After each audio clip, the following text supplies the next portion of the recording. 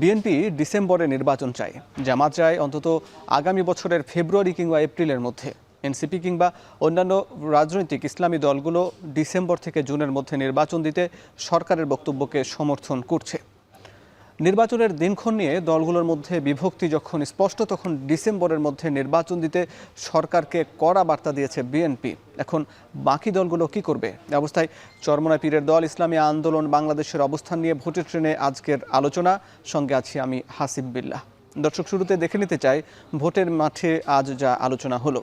রাজনৈতিক দলের নেতারা অনেক কথাই বলেছেন নির্বাচন নিয়ে। আমরা দেখে নিব বিএনপির অনেক নেতাই নির্বাচন নিয়ে কথা বলেছেন। তারা মূলত ডিসেম্বরের মধ্যে নির্বাচন চাই।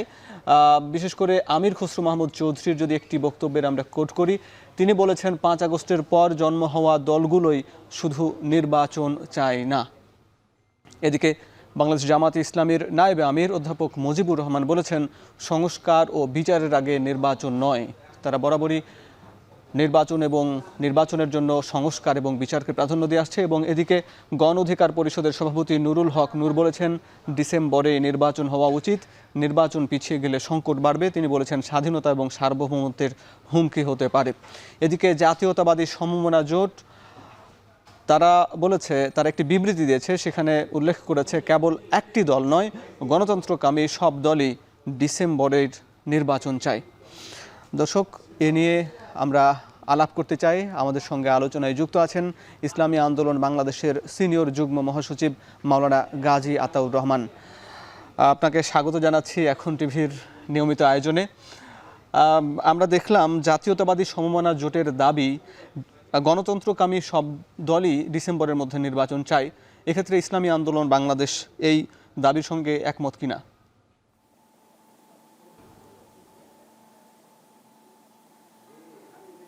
ডিসেম্বরের মধ্যে নির্বাচন চাওয়া এই বিষয়টা আমরা লক্ষ্য করেছি যে বাংলাদেশের এখন সবচেয়ে বড় দল বাংলাদেশ জাতীয়তাবাদী দল বিএনপি, তারা রাজপথে নেমে আন্দোলনে নেমে তারা আলটিমেটাম দিয়েছে যে ডিসেম্বরেই নির্বাচন হতে হবে।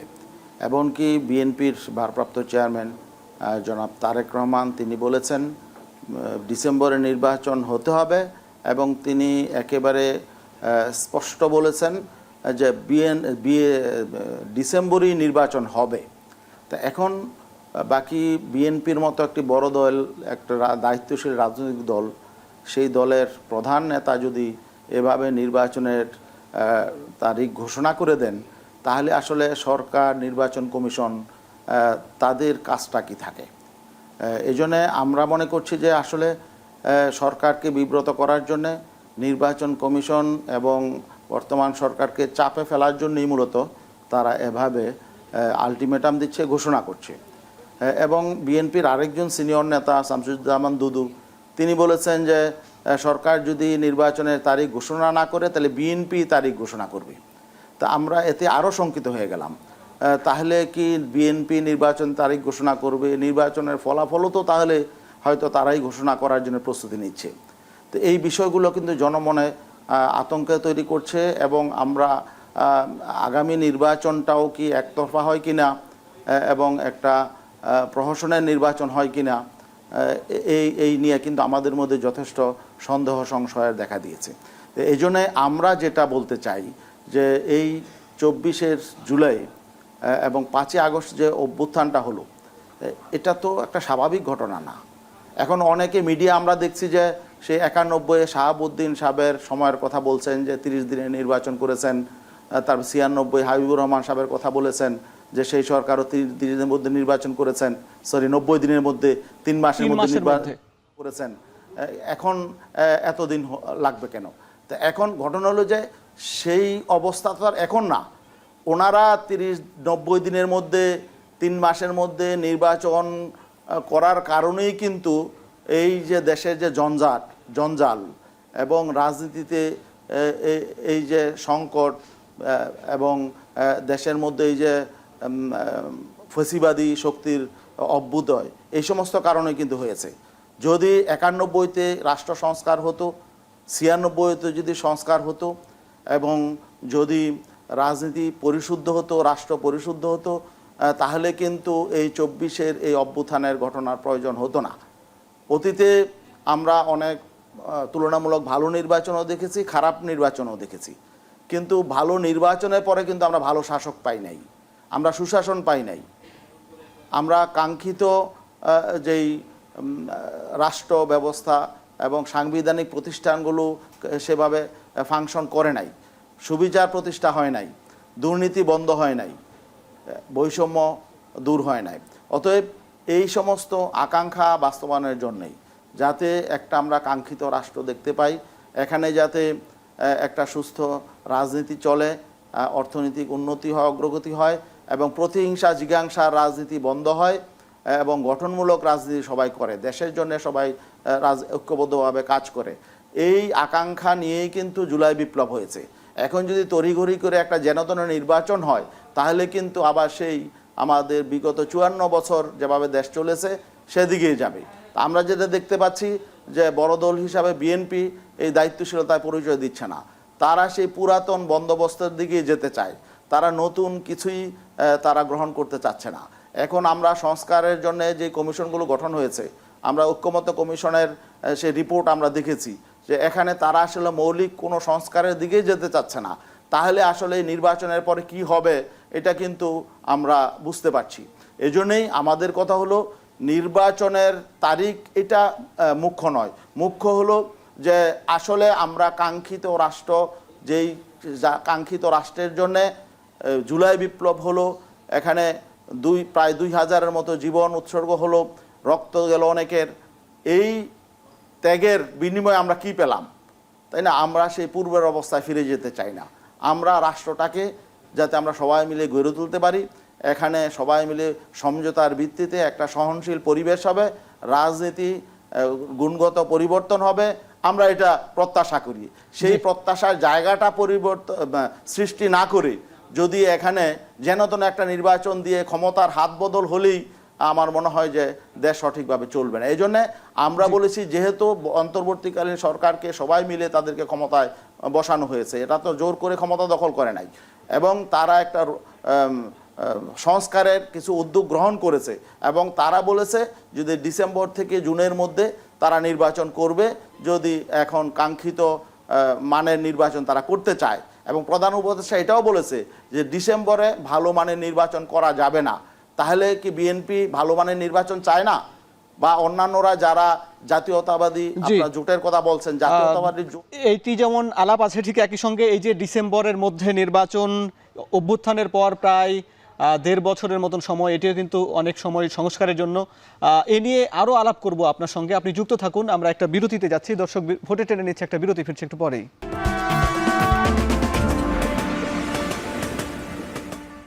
বিরতির পর স্বাগত। ভোটের ট্রেনে আলোচনা করছি ইসলামী আন্দোলন বাংলাদেশের সিনিয়র যুগ্ম মহাসচিব মাওলানা গাজী আতাউর রহমানের সঙ্গে। আপনি যেমনটি বলছিলেন, এর আগে 91, 96 বা 2001-এর নির্বাচন, সেখানে 3 মাসের সময় নিয়ে একটি নির্বাচন অনুষ্ঠিত হয়েছিল। অভ্যুত্থানের পর এই সরকার প্রায় তো অনেক দিন সময় পেল, বিশেষ করে প্রায় 1 বছর হতে যাচ্ছে, বা প্রায় 1.5 বছর পরে তো বিএনপি নির্বাচন চায়। তো সেক্ষেত্রে এই সময়টা কি পর্যাপ্ত নয় একটি সংস্কারের জন্য?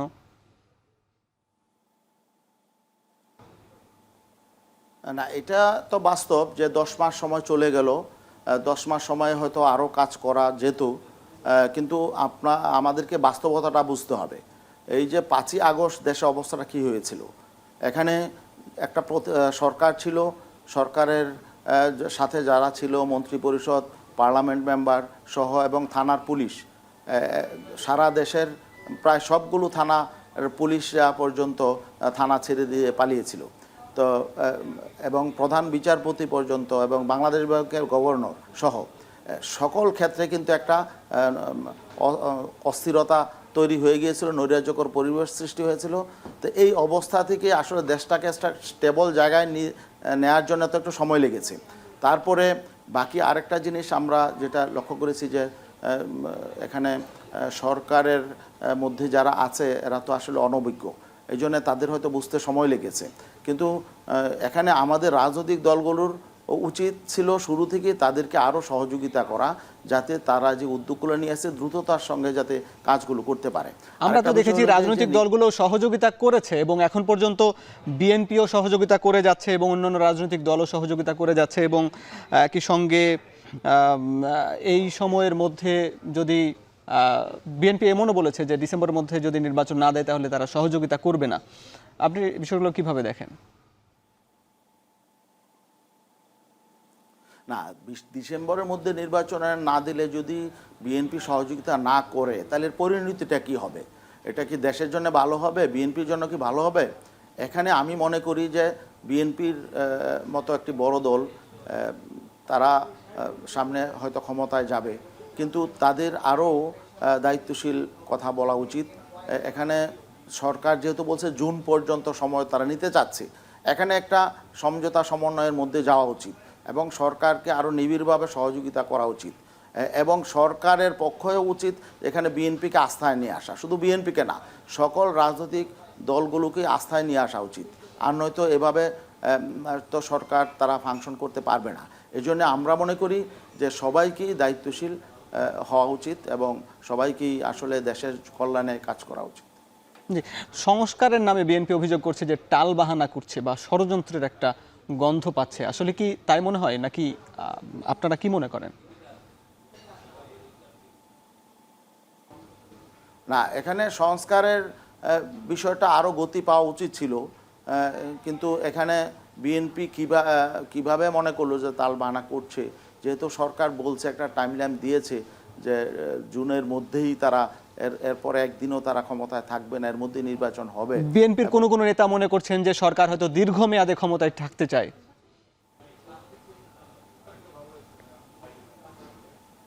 না, দীর্ঘমেয়াদে ক্ষমতায় কিভাবে থাকবে তারা? তাদের তো কোনো এখানে রাজনৈতিক কোনো সমর্থন ওইভাবে দল নেই, তাই না? এখন এখানে যারা রাজনৈতিক দলগুলো আছে সবাই তো আমরা নির্বাচন চাই, আমরা নির্বাচন চাই, তবে নির্বাচনের আগে আমরা যেটা চাই দেশটা যাতে সঠিকভাবে চলে, যারাই ক্ষমতায় আসুক তারা যাতে আবার আগের মতো কর্তৃত্ববাদী শাসন কায়েম করতে না পারে এবং এই যারা গুম খুম করেছে, ফেসিবাদী শক্তি নিয়ন্ত্রণে যে সমস্ত অপকর্ম করেছে, দেশে টাকা বিদেশে পাচার করেছে, এদের বিচার হোক। আমরা দুইটা বিষয় স্পষ্ট দেখে তারপর আমরা নির্বাচন চাই, সেটা হলো সংস্কার এবং বিচার, তারপরে নির্বাচন তো সবাই চাই আমরা। আর সরকার তার ঘোষিত টাইমের আমরা যদি দেখি যে টাইম মতো নির্বাচন না করে, তাহলে আমরা তো সবাই ঐক্যবদ্ধভাবে মাঠে নামবো। আমরা তো এখানে কোনোরকম কেউ যদি এখানে আমরা দেখি ষড়যন্ত্র করে, সেই সুস্পষ্ট কোনো বিষয় যদি আমরা বুঝতে পারি, তাহলে অবশ্যই আমরাও তো এখানে আন্দোলনে নামবো, সবাই আন্দোলনে নামবে। বাংলাদেশের জনগণ তো অবশ্যই নির্বাচন চায়, দীর্ঘদিন পর্যন্ত তারা ভোট দিতে পারে না। নির্বাচনের কি এখন সেই পরিবেশ আছে কিনা? কিন্তু যেন তেন নির্বাচন হোক, এটা আমরা কেউ চাই না। জি, নির্বাচনের জন্য দিন দিন তো অস্থিরতা বাড়ছে, কিন্তু নির্বাচনের জন্য সেই পরিবেশ আছে কিনা আপনার কাছে কি মনে হয়? না, এখনো আমরা যেটা দেখছি আসলে নির্বাচনের পরিবেশ এখনো তৈরি হয় নাই। এখানে আপনারা দেখেন যে পুলিশ সঠিকভাবে ফাংশন করছে না, আইন শৃঙ্খলা পরিস্থিতির উন্নতি এখনো হয় নাই। এখনো বিভিন্ন জায়গায় আমরা দেখছি যে আগে যেমন চলছে ঠিক সেটাই চলছে, বরং এর চেয়ে আরও খারাপ অবস্থা বিভিন্ন জায়গায় আমরা দেখতে পাচ্ছি এবং দলীয় প্রভাব সব জায়গায়, অফিস আদালতে, থানায়, প্রশাসনে, সব জায়গায় এখন এই যে একটা দলীয় প্রভাব একটা, এবং আমরা দেখতে পাচ্ছি বিশেষ করে একটি দলের প্রভাবই বেশি। তো এখন এটা যদি থাকে তাহলে তো এখানে লেভেল প্লেয়িং ফিল্ড কিভাবে হবে? অতএব এইগুলো তো পরিবেশটা ঠিক হওয়া দরকার। এগুলো পরিবেশ ঠিক করবে সরকার, আমরা আশা করি, এবং সেই পরিবেশ ঠিক করার উদ্যোগটাও নেওয়া দরকার এবং নেওয়া দরকার যেমনটি বলছেন। একই সঙ্গে আবার দিন দিন এইভাবে চলতে থাকলে আবার এই সংকট আরও বাড়তে পারে বলে আশঙ্কা করা যাচ্ছে। তবে আপনি যুক্ত থাকুন আমাদের সঙ্গে। ভোটের ট্রেনে নিচ্ছে একটা বিরতি, দর্শক ফিরছে একটু পরেই।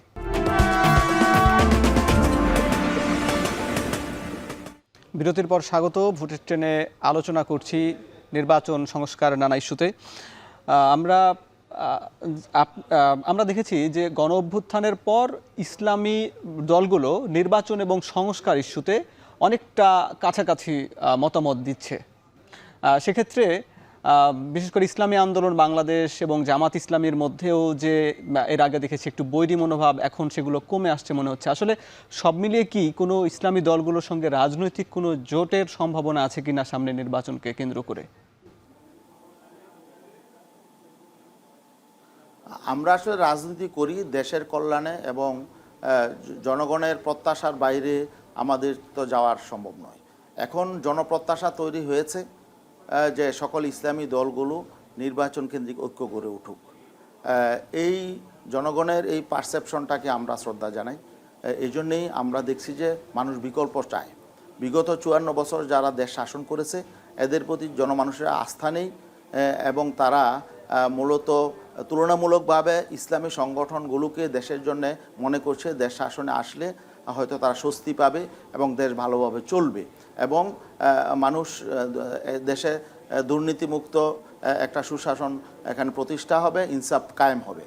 এটা মানুষের মধ্যে এমন একটা ধারণা তৈরি হয়েছে।